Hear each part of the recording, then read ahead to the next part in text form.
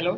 আহ, আজ আমরা একটা পিপিটি সম্পর্কে আলোচনা করব, যার টপিক হচ্ছে মাইক্রো টিচিং সম্পর্কে। মাইক্রো টিচিংকে স্কেল ডাউন টিচিং টেকনিক কেন বলা হয়, তার কি কি ফেজ আছে এবং সেখানে কি কি মাইক্রো টিচিং যে সাইকেল আছে সেখানে কি কি আমাদের স্টেপ আছে, ইনভলভিং স্টেপস, সেগুলো নিয়ে আলোচনা করব, যেটা কোর্স 1.2.3 বিএড কারিকুলামে রয়েছে সে বিষয়ে।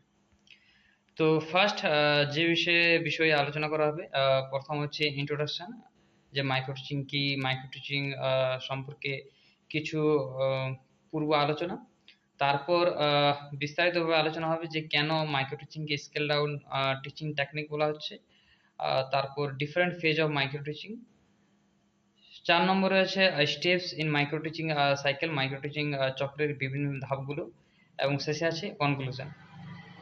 তো চলো শুরু করি আজকের টপিক। প্রথম হচ্ছে ইন্ট্রোডাকশনে। তো ফার্স্ট আমরা জানবো যে মাইক্রো টিচিংটা জিনিসটা কি। তো এখানে একজনের উক্তি দেওয়া আছে, যিনি হচ্ছেন ডক্টর DW অ্যালেন। 1956 সালে তিনি একটি কথা বলেন যে micro teaching is a scale down teaching encounter in class size and time. অর্থাৎ মাইক্রো টিচিং হচ্ছে একটা ক্ষুদ্রাকৃতি একটা শিখন, যেটা ক্লাস সাইজটা ছোট থাকবে, মানে সীমিত থাকবে, এবং সময়টাও সীমিত থাকবে। চলো এটাকে বিস্তারিতভাবে জানি। অর্থাৎ এখানে যে ছবিটা আমরা দেখতে পাচ্ছি যে একজন শিক্ষক তার পিয়ার গ্রুপের সামনে বা তার কলিগদের সামনে কিছু ডিসকাস করছেন বা কিছু আলোচনা করছেন, যেখানে স্টুডেন্ট সংখ্যাও কম আছে এবং ক্লাস সাইজটা কম এবং সময় কম পাওয়া যাবে। সেটা হচ্ছে আমাদের মাইক্রো টিচিং। এটা বেসিক্যালি শুরু হয় 1960-এর দশকের শুরুতে এবং প্রথমের দিকে। এটি প্রথম DW অ্যালেন এবং তার সহকর্মীরা প্রথম এটিকে প্রচার করেন, এবং তারা স্ট্যানফোর্ড ইউনিভার্সিটি থেকে এই বিষয়ে বিস্তারিতভাবে আলোচনা করেন, এবং তারা প্রথম যেটা 3টে স্টেপ প্রথম শুরু করেছিল সেটা হচ্ছে টিচিং, মানে টিচ, রিভিউ অ্যান্ড রিফ্লেক্ট, আর রিটিচ। এই 3টি বিষয় নিয়ে আলোচনা করে পরবর্তীকালে এটিকে বিএড কারিকুলামের সঙ্গে যুক্ত করা হয়, এবং শিক্ষকদের প্রশিক্ষণের ক্ষেত্রে এটি সুদূরভাবে প্রসার লাভ করে। তাহলে এই হলো আমাদের মাইক্রো টিচিং সম্পর্কে। তাহলে মাইক্রো টিচিং আর বেসিক্যালি কিছুই নেই। মাইক্রো টিচিং হচ্ছে একটা প্রসেস, যে প্রসেসটা হচ্ছে স্কেল ডাউন, মানে ক্ষুদ্র আকৃতি হবে, এবং যেখানে ক্লাস সাইজ এবং টাইমটা সীমিত থাকবে। তো এবার আমরা মূল আলোচনায় প্রবেশ করব, যেখানে আছে why micro teaching is a scale down teaching technique. Micro teaching কেন স্কেল ডাউন টিচিং টেকনিক আমরা বলবো সেটা নিয়ে। তাহলে এখানে প্রথমত যেটা দেওয়া আছে সেটা হচ্ছে কন্টেন্ট ইন রিডিউসড। অর্থাৎ যে বিষয়ে আলোচনা করা হবে তার খুব অল্প পরিমাণ আলোচনা করবে। ধরে নাও আমি যদি মাইক্রো টিচিং স্কিলের একটা যে কোনো স্কিল বা যে কোনো একটা বিষয় নিয়ে, যেমন প্রফিট লস নিয়ে যদি আলোচনা করি, তাহলে ওই প্রফিট লসের সামান্য পরিমাণ যে পূর্ব অনুমান বা পূর্ব কনসেপ্ট, প্রাইমারি কনসেপ্ট, এই নিয়ে আলোচনা হবে, বা হতে পারে তাহলে ইলাস্ট্রেশন সম্পর্কে এই বিষয়ে। তাহলে কন্টেন্টটা সবসময় কি থাকবে, রিডিউসড থাকবে, মানে কম থাকবে। নেক্সট হচ্ছে টাইম ইজ রিডিউসড, মানে সময়টা কম পাওয়া যাবে। আমরা দেখবো পরবর্তীকালে যে সময়টা কিভাবে বিভাজিত হয়েছে। সময়টা খুব অল্প পরিমাণে, প্রায় 5 থেকে 6 মিনিটের মধ্যে হয়, এবং খুব অল্প সংখ্যক শিক্ষার্থী, ছবিতে আমরা দেখতে পাচ্ছি খুব অল্প সংখ্যক আছে শিক্ষার্থী, বা পিয়ার গ্রুপের সামনে বা অভিজ্ঞ শিক্ষক থাকতে পারে, তাদের সামনে এটিকে উপস্থাপন করা হয়। নেক্সট হচ্ছে ক্লাস সাইজ রিডিউসড, যেটা আমরা বললাম এখনই, যে খুব অল্প শিক্ষক, অল্প পিয়ার গ্রুপের সামনে বা কলিগদের সামনে এটি কি করা হয়, উপস্থাপন করা হয়। নেক্সট হচ্ছে ফোকাস ইজ রিডিউসড, অর্থাৎ যেটা ফোকাস থাকে, যেটা লক্ষ্য থাকে, সেটা খুবই কম থাকে। যেমন একটি সময়ে শুধুমাত্র একটি স্কিল। আমরা পরবর্তীকালে দেখবো যে মাইক্রো টিচিং এর 5 রকমের স্কিল আছে, যেখানে ইন্ট্রোডাকশন, দ্য লেসন, তারপর আছে questioning, are using teaching AIDS, reinforcement, illustration. এই যে 5টা স্কিল আছে, তার মধ্যে যে কোনো একটা সময়ে, সে 5 মিনিট বা 6 মিনিট হোক, একটি সময়ে খুব অল্প সময়ের মধ্যে একটা খুব অল্প সংখ্যক শিক্ষার্থীদের সামনে উপস্থাপন করা হয়। নেক্সট হচ্ছে feedback and রিটিচিং।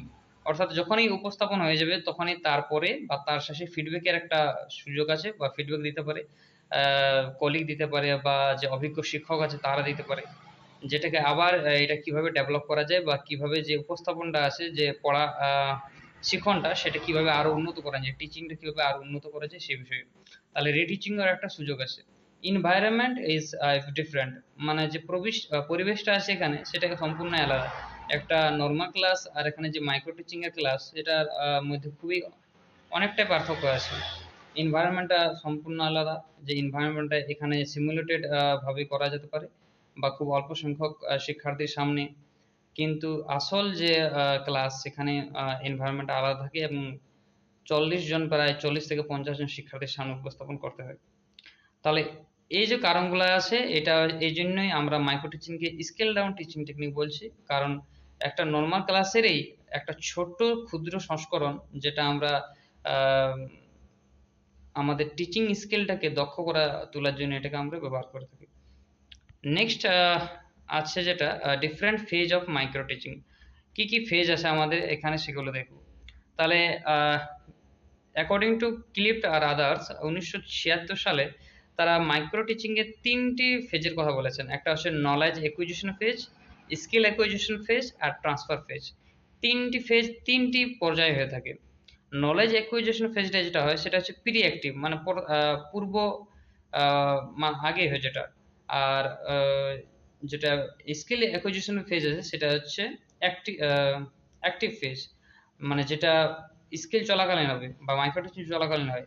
R transfer phase যেটা পরবর্তীকালে পোস্ট অ্যাক্টিভ। তাহলে নলেজ একুইজিশন ফেজ হচ্ছে যে কোনো বিষয় আমরা মাইক্রো টিচিং এর কোনো একটা বিষয় নিয়ে যখন আমরা উপস্থাপন করব, তার আগে বিভিন্ন বই, বিভিন্ন ডেমো ভিডিও বা বিভিন্ন তথ্য সংগ্রহ করব সেই বিষয়ে, কিভাবে প্রশ্ন করা যেতে পারে, কি কি প্রশ্ন যোগ করা যেতে পারে। সে বই হতে পারে, তাদের ধরে নিই যদি আমরা যে ক্লাস 9 ছেলেদের যদি গণিত পড়ায়, তাহলে গণিতের যে প্রফিট লস বা লাভ ক্ষতির যে চ্যাপ্টার আছে সেখানে কি কি প্রশ্ন করা যেতে পারে সেই বিষয়ে আমরা পূর্ব একটা অনুমান করব, অর্থাৎ মানে নলেজ গ্যাদার করব। নেক্সট আছে স্কিল অ্যাকুইজিশন ফেজ। এখানে আমরা আসল ফিল্ডে আমরা কাজটা করব। ফিল্ডে অর্থাৎ মানে হচ্ছে যে মাইক্রো টিচিং যে চলবে যে ইয়েটা, মাইক্রো টিচিং সাইকেল যে আমাদের কলিগের সামনে বা টিচার্সদের সামনে চলবে, সেই তখন আমরা এই স্কিল অ্যাকুইজিশন ফেজটাকে কাজে লাগাবো। বিভিন্ন স্কিল সম্পর্কে আমরা ধারণা লাভ করব, যে 5 রকমের স্কিল হয় এবং এই 5 রকমের স্কিলের অনুযায়ী কিভাবে আমরা আমাদের পার্টটাকে বিন্যস্ত করতে পারি, লেসনটাকে বিন্যস্ত করতে পারি, সেই বিষয়ে আমরা এখানে নলেজ গ্যাদার করবো, মানে স্কিলটাকে চিনবো। নেক্সট আছে ট্রান্সফার ফেজ। যখনই আমাদের এগুলো সমস্ত কিছু হয়ে যাবে, অর্থাৎ নলেজ একুইজিশন বা স্কিল একুইজিশন আমরা দক্ষতা লাভ করে দেবো টিচিং সম্পর্কে, তখন আমরা আসল যে ক্লাসরুম, যেখানে 40 থেকে 50 জন শিক্ষার্থী থাকবে, আসল ক্লাসরুম শিক্ষার্থীদের সামনে সেটাকে আমরা ভালোভাবে উপস্থাপন করতে পারি। তিনটারই যদি একটা আমরা উদাহরণ বলি, তাহলে প্রথমত হতে পারে যে ওই লাভ ক্ষতি, যেটা আমি বললাম যে লাভ ক্ষতির বিষয় নিয়ে প্রথমত আমরা কি করব, বিভিন্ন উৎস থেকে প্রশ্ন বা তথ্যগুলো সংগ্রহ করব। নেক্সট হচ্ছে সেগুলোকে আমরা কিভাবে ইন্টারেক্টিভলি কিভাবে আমরা পরিবেশন করতে পারি, উপস্থাপন করতে পারি ক্লাসের সামনে, সেটা মাইক্রো টিচিং এর দ্বারাই হবে, সেটা মাইক্রো টিচিং এর ক্লাসে হয়।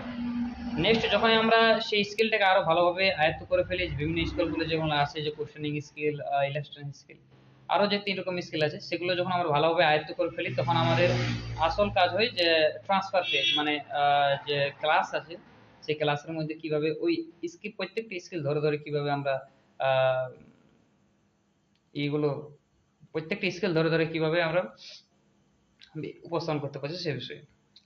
নেক্সট হচ্ছে steps in micro teaching cycle, অর্থাৎ মাইক্রো টিচিং এর সাইকেলে কি কি স্টেপস বা ধাপ রয়েছে। তাহলে এখানে মূলত 6 রকমের ধাপ আছে। একটা হচ্ছে প্ল্যানিং বা প্ল্যান, তারপর হচ্ছে টিচিং, ফিডব্যাক, রিপ্ল্যান, রিটিচ অ্যান্ড ফিডব্যাক, রিফিডব্যাক রিফিডব্যাক। তাহলে এরকম 6 রকমের স্কিল আছে, যেটা সাধারণত একটা টাইম একটা বিভাজন করা থাকে। টিচিং প্ল্যানিং ক্ষেত্রে কোনো কিছু টাইম নেই, প্রায় ধরে নিতে পারে 2 ঘন্টা বা একদিন হতে পারে। টিচিং ক্ষেত্রে সময় সাধারণত 6 মিনিট বা 5 মিনিট ধরা হয়, 6 মিনিটে ধরা হয় বেসিক্যালি। ফিডব্যাকের জন্য 6 মিনিট, আর রিপ্ল্যানের জন্য 12 মিনিট ধরা হয়, রিটিচিং ক্ষেত্রে 12 মিনিট, আর ফিডব্যাক সরি 6 মিনিট, আর রিফিডব্যাক হচ্ছে 6 মিনিট। অর্থাৎ টোটাল যেটা হচ্ছে সেটা হচ্ছে 36 মিনিটের একটা সাইকেল একটা চলে। তাহলে প্রথম যেটা হচ্ছে প্ল্যানিং। প্ল্যানিংটা কি না, যে বিষয়ে আমরা কোনো কিছু পড়াবো মাইক্রো টিচিং ক্লাসরুমে, সে বিষয়ে আমাদেরকে প্ল্যানিং করতে হবে যে কোন বিষয়টাকে আমি চুজ করব, আর কি কি বিষয় নিয়ে পড়ানো যেতে পারে বিভিন্ন বই থেকে, বিভিন্ন ভিডিও থেকে, বা যে আদার ডিজিটালি ডিভাইস আছে সেখান থেকে আমরা কিভাবে এগুলো ভালোভাবে পরিবেশন করতে পারবো সে বিষয়ে আমাদের প্ল্যানিং করা হয়। সেই প্ল্যানিং 2 ঘন্টা থেকে একদিনও হতে পারে বা তার বেশি হতে পারে। নেক্সট আছে টিচিং। এখানে আসলে যে আমরা প্ল্যানিংটা করলাম সেটা মূলত ক্লাসরুমে, অর্থাৎ ওই মাইক্রো টিচিং এর যে সিমুলেটর এনভায়রনমেন্ট সেখানে এখানে প্রকাশ করা হয়, মানে পরিবেশন করা হয় টিচিংটা, যেটা সাধারণত 5 থেকে 10টা স্টুডেন্টের সামনে হয় এবং একজন অভিজ্ঞ শিক্ষক মহাশয় থাকতে পারে। তারপর হচ্ছে ফিডব্যাক। যখন আমাদের টিচিংটা হয়ে যাবে তখন ওই কলিগ বা যে পিয়ার গ্রুপ আছে 5 থেকে 10 জন, বা আমাদের যে অভিজ্ঞ শিক্ষক মহাশয় যিনি সুপারভাইজারের কাজ করবেন, পরিদর্শকের কাজ করবেন, তিনি সাধারণত ফিডব্যাক দিতে পারেন যে কোন জিনিসটাকে আরো বেটার করা যেতে পারে সে বিষয়ে। তাহলে তারপর আমরা রিপ্ল্যানিং করব, মানে যে আমরা প্ল্যানিংটা করেছিলাম সেখানে কিছু মাত্র আহ, পরিবর্তন করা যেতেও পারে, পরিবর্তন বা কিছু অ্যাড করে আবার সেটাকে ভালোভাবে উপস্থাপন করে নিয়ে রিটিচ করা, আবার আমাদের কলিগদের সামনে উপস্থাপন করা। যখনই এগুলো হয়ে যাবে তখন আমরা আবার রিফিডব্যাক হবে, আবার আমাদের শিক্ষক মহাশয় আবার ফিডব্যাক দিবেন। এরকম ভাবে এই সাইকেলটা চলতে থাকবে যতদিন না পর্যন্ত ওই স্কেলটা পরিপূর্ণভাবে, বা মাইক্রো টিচিং যে স্কিল আছে, যে 5টা স্কেলের কথা বললাম, সেই স্কুলগুলো যতক্ষণ না আমাদের আয়ত্ত হয়ে যাচ্ছে তখন এটা চলতে থাকবে। নেক্সট আমরা যদি এটা এক্সাম্পলে সামনে যদি বুঝে নিন, তাহলে ধরে নাও যে আমি একটা প্রফিট লসের কনসেপ্ট বোঝানোর চেষ্টা করলাম ক্লাস 9-এর। তাহলে প্রথম আমরা প্ল্যানিং করলাম যে এই বিষয় নিয়ে আলোচনা হবে। আমরা যেখানে লেখা আছে যে টিচিং, আমরা যদি এরকম ভাবে পড়াই দিই, যেমন কস্ট প্রাইস কি, সেলিং প্রাইস কি, প্রফিট ক্যালকুলেশন কিভাবে করতে হয়, লস ক্যালকুলেশন করতে হয় কিভাবে করতে হয়, প্রফিট লস কি, এগুলো যদি বের করে ওদের সামনে যদি তুলে ধরি একেবারে, তাহলে সেই ব্যাপারটা ইন্টারেক্টিভ হবে কি? ইন্টারেক্টিভ হবে না নিশ্চয়ই। তাহলে এই যে টিচিংটা হলো সেটা কিভাবে, মানে ঠিকভাবে হলো না। তাই সে তারপরে যেটা আছে ফিডব্যাক দেবে, আমাদের শিক্ষক মহাশয় ভিডিও দেবে যে তুমি কিভাবে এটাকে আরো ইন্টারেক্টিভ করে তুলতে পারো, আরো ইলাবোরেটিভ ডিসক্রিপটিভ করতে পারো, যাতে সমস্ত শিক্ষার্থীরা এটিতে যোগদান করতে পারে, এটিতে অ্যাটেনশন গ্র্যাব করতে পারে। তো আমরা পরবর্তীকালে আবার রিপ্লেইং করলাম যে ঠিক আছে, তাহলে এখানে একটা রোল প্লেইং করা যেতে পারে, বা একে অপরের ক্ষেত্রে প্রশ্ন জিজ্ঞাসা কিভাবে করতে হয় সেটা করা যেতে পারে। তাহলে আবার আমরা রিটিচিং করলাম যে যদি একটা বই নিই, যদি একটা বইয়ের দাম হয় 50 টাকা, আর সেটা তুমি যদি 45 টাকা বিক্রি করো, তাহলে যে কত টাকা তোমার ক্ষতি হয়েছে। তাহলে এটা রোল প্লেইং হতে পারে যে শপকিপার আর যে বায়ার বা যে ক্রেতা, তাদের মধ্যে একটা মিউচুয়াল ক্লাসরুমের মধ্যে একটা ছোট রকমের রোল প্লে হয়ে যেতে পারে, যাতে সমস্ত শিক্ষার্থীদের মনে সেটা বসে যায়, মানে তারা বুঝতে পারে ব্যাপারটা এই বিষয়ে। তাহলে তাহলে স্বাভাবিকভাবে উত্তরটা লস আসছে যে পাঁচ পাঁচ টাকা হচ্ছে লস। তাহলে এইভাবে রিটিচিং বা রিফিডব্যাক, আবার যদি কোনো প্রবলেম হয় যে কথার মধ্যে জড়তা বা ইন্টারেক্টিভ হলো না কোনো কারণে, তাহলে আবার রিফিডব্যাক এভাবে চলতে থাকবে ব্যাপারটা। সাইকেলটা ততদিন পর্যন্ত চলতে থাকবে যতক্ষণ না আমাদের অভিজ্ঞ শিক্ষক মহাশয় বুঝতে পারে যে স্কেলটা পরিপূর্ণভাবে আয়ত্ত হয়েছে ততক্ষণ পর্যন্ত। তাহলে এরপর আমাদের প্রায় শেষ হয়ে গেল, কনক্লুশনে আমরা আসবো। কনক্লুশন হচ্ছে যে এইগুলোই, যে আমরা মাইক্রো টিচিং আমরা জানলাম যে মাইক্রো টিচিং একটা scale down process, teaching process, যেটা সাধারণত আমাদের যে বিএড কারিকুলামে এই জন্যই যোগ করা হয়েছে যাতে আমরা শিক্ষার্থীদের সামনে ভবিষ্যৎ জীবনে যখন আমরা স্কুল ইন্টার্নশিপে যাবো, বা যখন আমরা আসল যে চাকরি জীবনে যখন পা রাখার পর আসল ক্লাসরুমে যখন আমরা সেটাকে পরিবেশন করব, তখন আমাদের জন্য কোনো প্রবলেম না হয়, মানে ভালোভাবে আমরা আয়ত্ত করতে পারি, এবং প্রত্যেকটা ধাপ অনুযায়ী কিভাবে আরো ইন্টারেক্টিভ আর প্লেফুল জয়ফুল লার্নিং কিভাবে আমরা দিতে পারি সে বিষয়ে আমরা সজাগ থাকবো। যেগুলো আমরা বিভিন্ন স্কিল দেখলাম এবং বিভিন্ন স্টেপের মাধ্যমে দেখলাম, প্ল্যানিং, টিচিং, ফিডব্যাক, রিপ্ল্যানিং, রিটিচিং, রিফিডব্যাক, এগুলো আমরা আয়ত্ত করতে করতে এই মাইক্রো টিচিং স্কিলের দ্বারা বিভিন্ন যে স্কিলগুলো আছে সেগুলো স্কিলের অ্যাকোয়ার করবো, এই স্কিলগুলো অ্যাকোয়ার করার পর সেগুলো দক্ষ হয়ে উঠবো এবং সেটিকে ক্লাসরুমে ভালোভাবে প্রকাশ করতে পারবো। ধন্যবাদ।